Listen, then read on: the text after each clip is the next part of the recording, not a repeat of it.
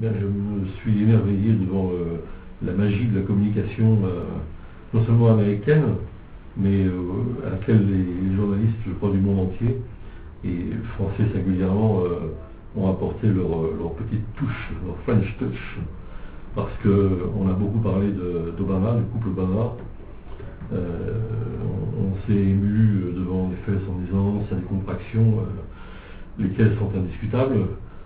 son charisme, le charme de son épouse, on les a vus en effet dans toutes sortes de situations défier un peu le lourd rituel diplomatique, mais on a quand même le sentiment que ces images ont un peu éclipsé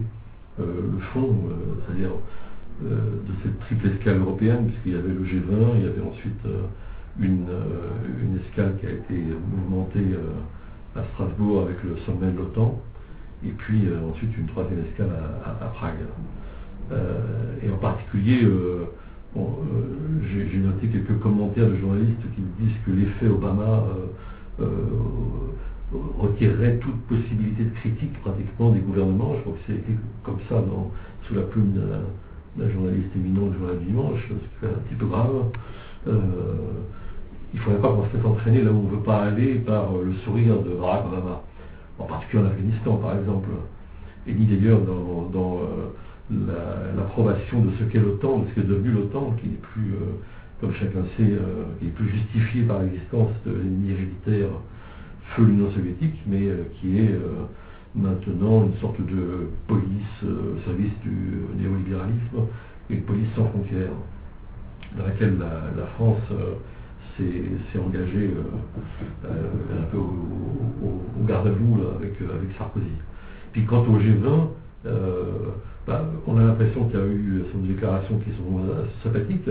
mais en fait on s'en prend au fonds spéculatif, c'est très bien. On s'en prend par la spéculation en tant que telle. Pour s'en prendre à la spéculation, je rappelle qu'il suffirait tout simplement de mettre en œuvre la fameuse taxe Tobin qui a été la raison d'être, qui est toujours la raison d'être d'attaque. Ça, de ça, il n'est pas question. Et puis ensuite, on accable des pays qui sont, comme chacun sait, des grandes puissances économiques, telles le Costa Rica, la Malaisie, les Philippines, l'Uruguay. Puis ensuite, il y a une liste grise de pays auxquels on demande, qu'on admoneste, auxquels on demande de se bien tenir à l'avenir, mais on ne sait pas qui est le gendarme, quelles sont les sanctions possibles, on ne sait pas vraiment même ce qu'on leur demande, on ne demande pas de supprimer le secret bancaire, mais simplement de le modérer, donc on peut craindre qu'on soit encore un peu dans le vœu pieux.